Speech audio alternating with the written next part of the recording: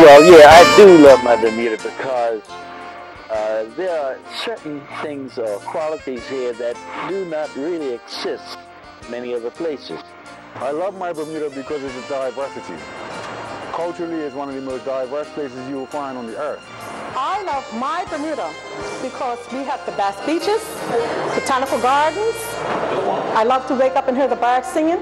The idea of good manners is exercised in the island of Bermuda because of the ease of accessibility that it affords me to other Bermudians, regardless of their rank or their status. I love my Bermuda because of the beautiful sunny days we have, our lovely pink sand beaches, and our Bermuda shorts, of course. That is uniquely Bermuda. Not only are we pleasing to look at the eye, but we have a great heart. For a healthy salad, Bermuda-grown green leaf lettuce, only $2.99 each. XL fresh boneless sirloin pork chops, just $2.99 per pound. Crisco organic coconut oil, only $8.19 for a 27-ounce jar.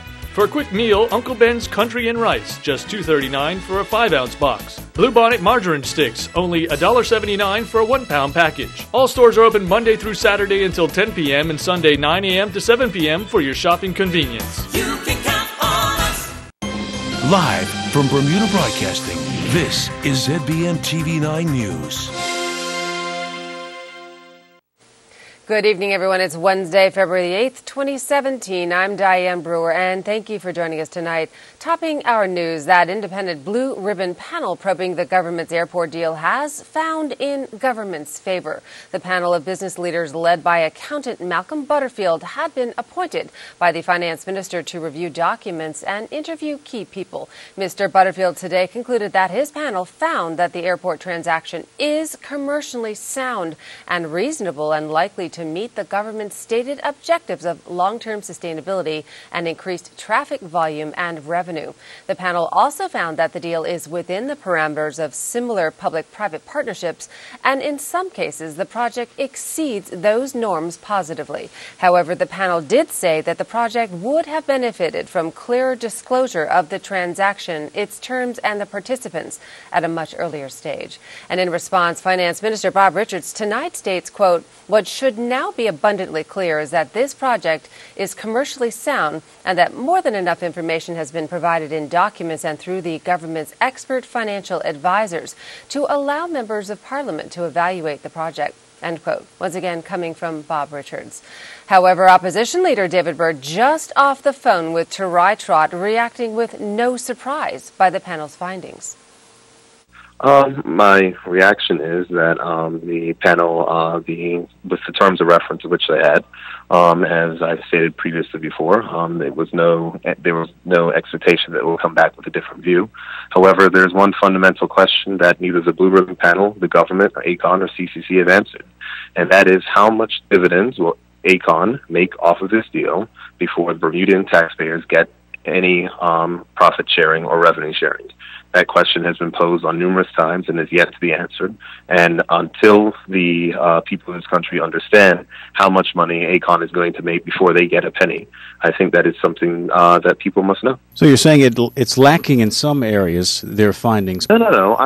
My view on the Blue Ribbon Panel is they were giving specific terms of reference, and they answered the specific terms of reference as to whether or not this deal was commercially sound. It was constructed in a way that was commercially sound. It'll be for the people of this country to decide, and their representatives, as to whether or not the amount of money that ACON stands to make off this deal before there's any profit sharing to the government is an acceptable amount of money that should be given to a private company. In other news this evening, a mother tonight appealing for the driver of an alleged hit-and-run that left her 8-year-old son with injuries to come forward. Zakia Jones is distraught over the accident that took place yesterday afternoon on Middle Road in Southampton. Police have commenced an investigation and have a description of the vehicle in question. However, her family need answers.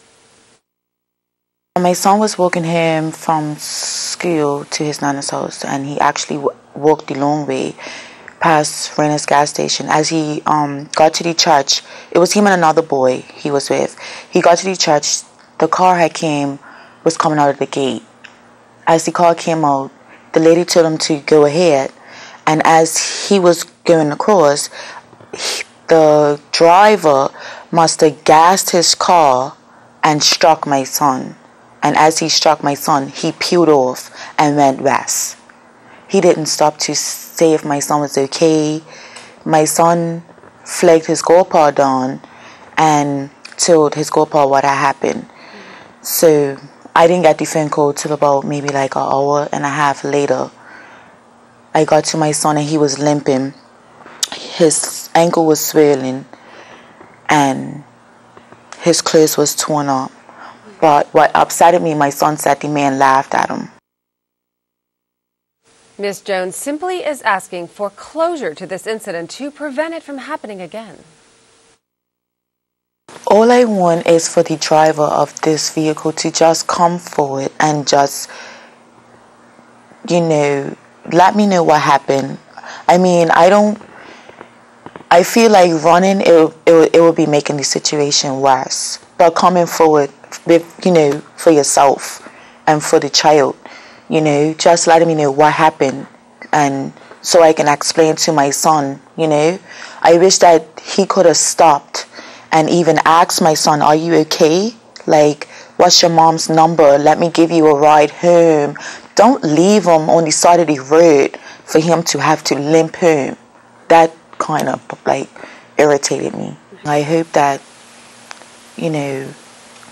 people could just, again, be safe, especially when you got this little babies walking in from school, to get a phone call to her that your child's been struck and in a hit and run. It's devastating. So just be safe, be careful, teach your kids about using pedestrians, using, the crossing lights, and just keep them safe and everyone drive safely. If anyone witnessed the incident or has any information, please contact PC Tannic or PC Joel at the Somerset Police Station on 295-0011. In other news tonight, uncertainty as to whether the Tian Tatum Middle School will be ready for the return of staff and students on February the 20th, as the release of a report on the progress of the rehabilitation work at the school raises serious health concerns. Gary Moreta had sight of that report and now brings us up to date. The report, which was prepared by government's Health and Safety Coordinator, is dated January 30th, but was, we're told, handed over to the school administration yesterday. A well-placed source there telling us the findings have resulted in unease among the staff. The report indicates that elevated levels of mold were found in several areas. Some of that mold identified as toxigenic and was detected in both air and surface samples. In fact, these images were reportedly taken yesterday and are said to show the conditions inside a room used by a Miss Newsom. Sources at the school today confirming this to be true. The report goes on that air samples taken contained mold levels and types of mold that were of concern. 80 surface samples were collected from across a wide range of randomly selected surfaces, with 53 of those samples retaining positive results for the presence of mold. 31 of those samples showed signs of active mold growth sites. The tests revealed unsatisfactory levels of Chaetomium, Aspergillus, Stachybotrys, and Cladosporium mold, all of which, according to various health websites, can cause serious health issues, including respiratory illnesses and even some forms of cancer. The affected areas include a number of classrooms and offices, the men's restroom as well as the main entrance and a side room in the gym, the machine shop area, the library, the educational therapy section, the administration area, including reception and the principal's office. These areas, the report states, showed elevated levels of mold, regular, unusual, toxigenic species types, and active growth sites. This as a result of incomplete and improper cleaning, although some cleaning activities were still going on at the time of the inspection. Now, asked why the concern about these findings, given that the report was submitted at the end of January and the school is not expected to be occupied until February 20th, our source reflected on the images, which again has been confirmed, were taken yesterday as evidence that there is no guarantee the host of issues highlighted in that report can be effectively addressed in just about 2 weeks' time. According to our source, the school's administration and PTA are scheduled to meet tomorrow to discuss the ongoing situation. attempts to reach Amin Smith, president of the T.N. Tatum School PTA, have so far been futile, and a spokesperson for the Ministry of Education referred us to their statement from yesterday, which reads, "The Department of Education can confirm that our intent is to have students re-enter the T.N. Tatum Middle School on Monday, 20th February. The Acting Commissioner of Education, Dr. Freddie Evans, is keeping the administration, staff, teachers and parents updated on the progress of work that is being completed in the school. Teachers will start filtering back to set up their classrooms this week in preparation for a February 20th reopening. That, our source maintains, is left to be seen." Gary Moreno, reporting for the Bermuda Broadcasting News. Foul play is not suspected in the sudden death of 34-year-old Rashawn Trott, who died Tuesday. The Bermuda Police Service confirming his identity today and says Mr. Trott was discovered in an unresponsive state inside a Northcote Road, Pembroke home after an industrial accident at around 5:45 p.m. It was initially reported that the residence was on North Court Avenue in Pembroke. Despite life-saving efforts at the scene, which continued as he was transported to the hospital via ambulance, Mr. Trott was pronounced dead at 6:20 p.m. that day. Police tonight extending condolences to his friends and family. An autopsy is anticipated. Well, stay with us. We'll have more news and tonight's AccuWeather forecast after the break. Great for Sunday dinner, Purdue fresh whole chickens, only $2.29 per pound. For a healthy snack, imported Anjou or Bosch pears, just 99 cents each. Start the morning with Kellogg's Fruit Loops cereal, just $5.79 for a 12.2-ounce box. For a quick meal, Libby's corned beef, only $3.89 for a 12-ounce tin. Select varieties of Chobani yogurt, only $2.09 for a 5.3-ounce tub. Visit our website at www.marketplace.bm for more weekly specials. Calling all Bermudian University graduates. Have you considered a fast-paced and rewarding career in financial regulation? As Bermuda's sole financial services regulator, the Bermuda Monetary Authority plays a key role in our success in the international business arena. If you are driven, focused, and ready to challenge yourself, then apply to our graduate training program. Visit bma.bm for details or check out our Facebook page.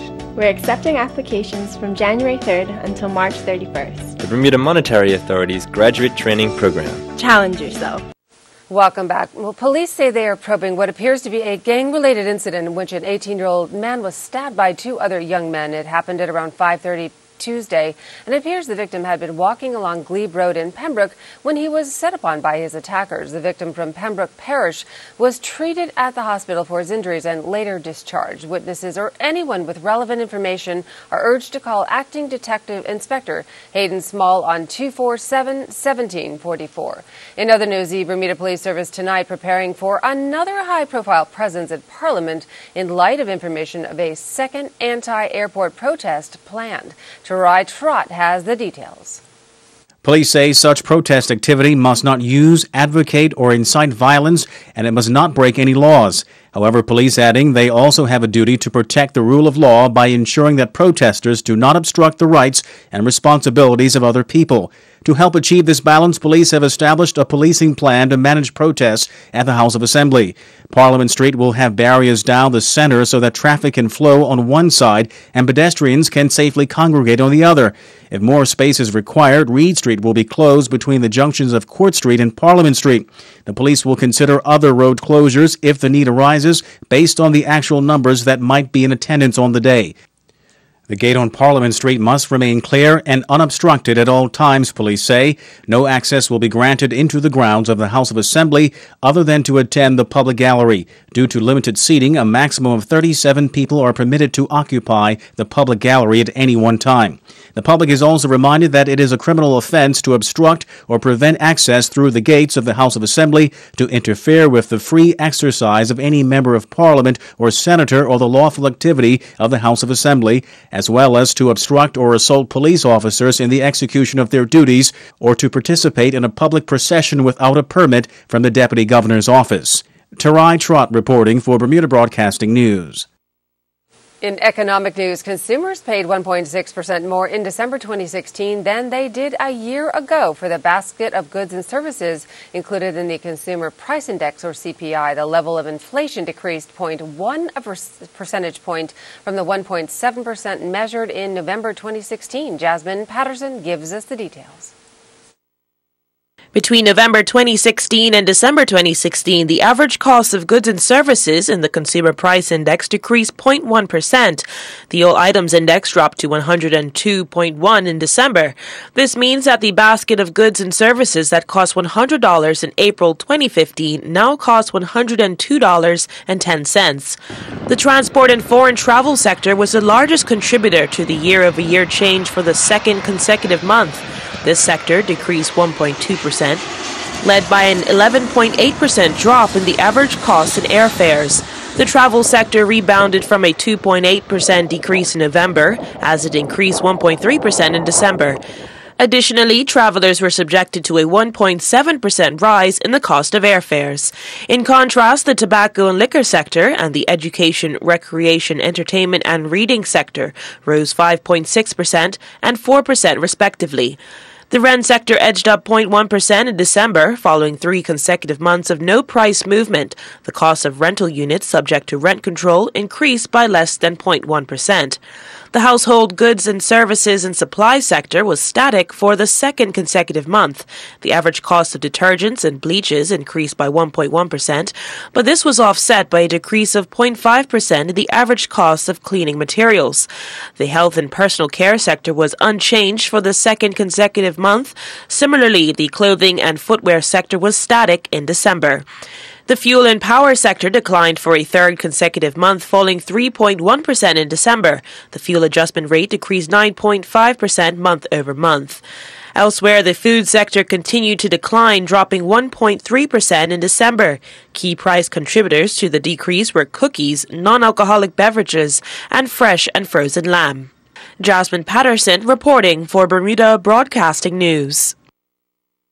And turning to weather news, rain and gale force winds for our Thursday, and it's even beginning tonight. Here's the latest from AccuWeather headquarters. AccuWeather is presented by BF&M Insurance Group. We now go to AccuWeather headquarters. The BF&M Insurance Group is pleased to bring you tonight's AccuWeather forecast. With your AccuWeather forecast, I'm meteorologist Brittany Boyer. Hopefully a great day today. We are going to see some big changes as we get into this Wednesday night. You can see all the action showing up here on the satellite. You can see the rain that's just approaching us. Going to start here pretty shortly, and also with the rain, we are going to see the winds picking up as well. Now, one thing worth mentioning right now, these showers that have been just off to our west have had reports of thunder within them. So we do have the slight risk for a thunderstorm into tonight. I think the bigger impact is going to be the winds here over the next 24 to 48 hours. A quick check at current conditions right now. Temperatures are in the low 70s, Hamilton 71 degrees. The humidity is increasing as those showers work their way in from the west. Winds out of the southeast 15 to 20 knots, and it is going to be pretty choppy out there on the water. The waves in are between 2 to 3 feet, and then the waves out are between 6 and 10 feet. So you do want to make sure that you are exercising caution if you are heading outside of the reef. Overnight tonight, we'll see those scattered showers moving into the area. Again, slight chance of a thunderstorm tonight, but again, the bigger impact is going to be the winds here in Bermuda. Overnight tonight, we could see winds as high as 40 miles per hour. And then as we head into the next 24 hours, there are times where we could see the winds as high as 45 miles per hour. So right now, we do have a small craft warning in place. As we get into Thursday night into Friday morning, turns into a gale warning. And then again, we are in a small craft warning as we wrap up things on Friday. So it's going to be a little bit rough out on the waters for tomorrow. Still windy. Again, winds as high as 40, 45 miles per hour. We'll have clouds breaking for some sunshine, maybe a couple of showers early in the day. Here's a look at your tidal times. Again, out on the water, you need to use extreme caution at least through Friday here. High tide number 1 coming in at 6:22 this evening. And we'll have low tide number 1 coming in just after 12 o'clock. Your getaway forecast, Toronto, Canada. Temperatures are in the 20s. New York City, they're looking at as much as 6 to 12 inches of snow. I think they would choose Bermuda over New York City right now. A lot of snow across the east coast of the United States. For Jamaica, Barbados, and Trinidad, we're looking at temperatures in the upper 80s with a couple of scattered showers with those trade winds. So we'll take you into your extended forecast, what you can expect here over the next couple of days. Again, out on the water, you need to use extreme caution. It's going to be very choppy. Thursday, a couple of showers to start off your day, then some clearing. And then the big weather story is going to be the temperatures that take a big tumble. Thursday night will drop down into the 50s. Daytime highs on Friday. It's going to be a cool day, 61 degrees in the 50s once again into your Friday night and Saturday morning. Saturday will start the weekend off with temperatures, several degrees below normal with a mix of sun and clouds.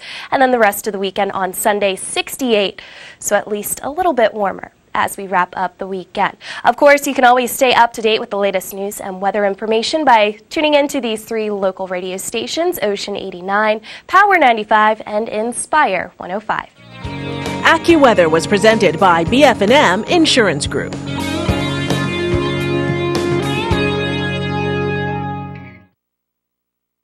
Every day, a tsunami hits Bermuda. A tidal wave of information and images floods our phones, laptops, and tablets. We're awash in emails, posts, tweets, blogs, texts. As an advertiser, your message can easily get drowned out. Time to reach for the life raft. Technology changed the game, but television and radio still lead the way. Who doesn't have an all-time favorite TV ad? Affleck, where's the beef? You can count on us. The man, your man could smell it.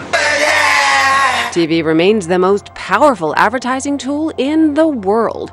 For immediacy and engagement, you can't beat radio. Here at Bermuda Broadcasting, we can help you reach thousands of people at the same time. You might have a new small business or run a corporation. We can customize ads to help you build awareness and attract new customers. TV and radio advertising gets results. Call me, Diane Brewer, and I'll show you how.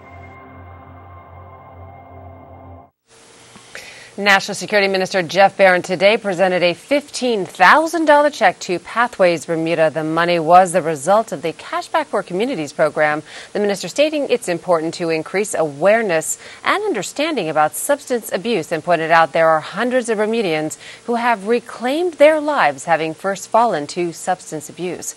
Well, turning to sports, Bermuda's Delray Rollins and England finished level with India, and Flora Duffy has a scare on her mountain bike. Earl Baston has these stories and much more in tonight's Sports Report. Delray Rollins and his England under-19 teammates played to a draw in their final youth one-day international 50-over match against India earlier today. Rollins and England batted first and scored 226 for 9 in their 50 overs, with Rollins scoring 17 off of 33 deliveries. He had 3 fours in his inning. In reply, India's under-19 team were all out for 226 as well. Rollins returning figures of 10 overs, 2 for 41. With today's score of 17, Rollins took his total run tally on the tour in the 5 matches to 275 runs off of 276 balls. He finished the 50-over tournament with bowling figures of 47 overs, 1 maiden, 8 for 239. An impressive performance from Wimbledon's under-21s just failed to yield the ultimate reward at Barnet. Bermuda's Judah Chapman's goal in the 68th minute appeared to be enough for victory in a Central League Cup match at the Hive, but Joe Payne leveled matters later in the match as it ended 1-1. Under-18 midfielder Chapman, who was handed a start after his fine display in the FAU Cup run, looked well at home alongside Dan Gallagher and sent a through ball to feed a teammate who was bundled over, but claims for a penalty were turned down. The goal came when a cross from the left side saw Chapman divert the ball in the back of the net via the crossbar with an athletic finish. Bermuda Olympian and 3-time world champion Flora Duffy stated on her social media page that she crashed while riding her mountain bike. Duffy states, "I lie on the trail for 90 seconds to make sure everything is okay. Somehow, it's a non-Olympic year." End quote.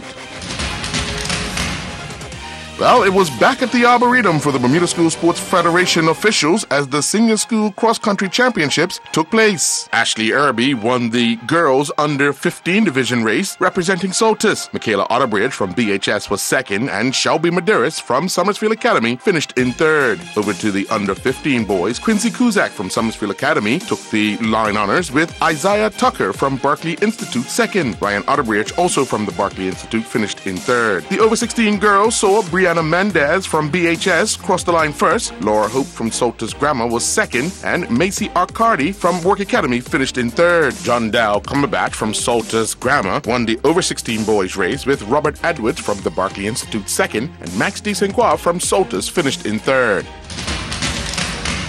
The United States of America's track and field organization, citing security concerns, has pulled out of the IAAF World Youth Championships 2017. USA Track and Field, in a correspondence, said a risk assessment was conducted and the U.S. Department of State gives Kenya a crime and terrorism rating of critical, the highest level possible. The IAAF World Championships are set for Nairobi, Kenya, July 12th through to the 16th. Bermuda National Athletics Association President Donna Rayner, when contacted, would only say, "We discussed the matter in a meeting we had last night, and we decided to wait to hear more from the IAAF before making any decisions on the situation, as we do have people who have met the standard." This IAAF World Under-18 Championships is the last international meet for this age group. Meanwhile, Bermuda will be represented at the upcoming Barbados Relay Fair and the Barbados February Classic by 24 athletes from 7 different schools in the sport of track and field. Leading the team include the likes of Selah Tuzo, Stefford Dill, Zakeisha Parsons, Sancho Dill, Delilah Wares, and Denio Brangman.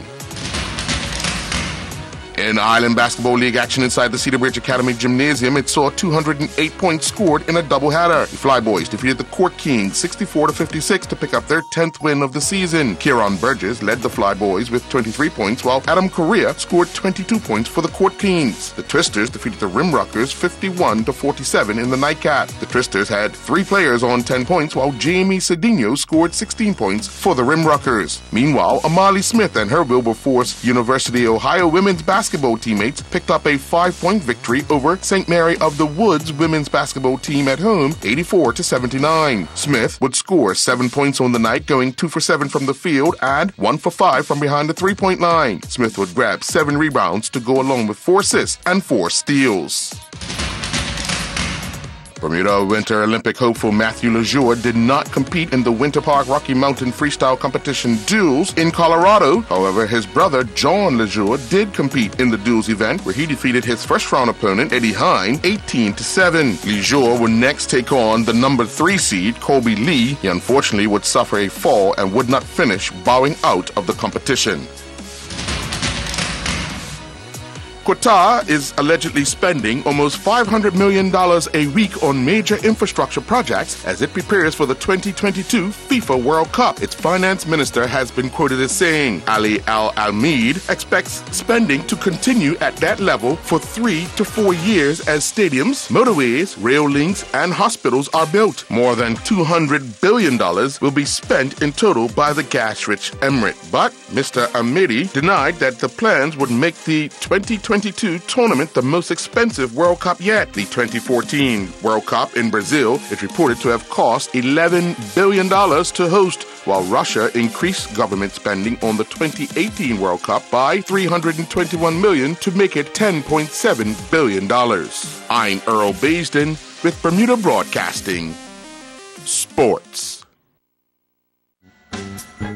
Price Rate is your one-stop shop with something for everyone. Household goods for kitchen, bedroom, and bathroom. Aisles of bulk groceries at value prices. A complete selection of fresh meat and produce, and an extensive range of frozen items to cover every meal. Wines from around the world, and beer and liquor at discount prices. Visit Price Right at our 2 locations in Pembroke and Warren. There's always something new and always something for everyone. Open 8 a.m. until 8 p.m. Monday through Saturday, 9 a.m. until 7 p.m. on Sundays.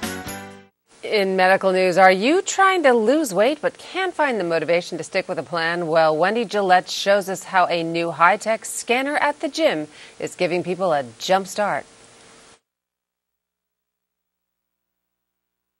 Keep going, keep going, keep going.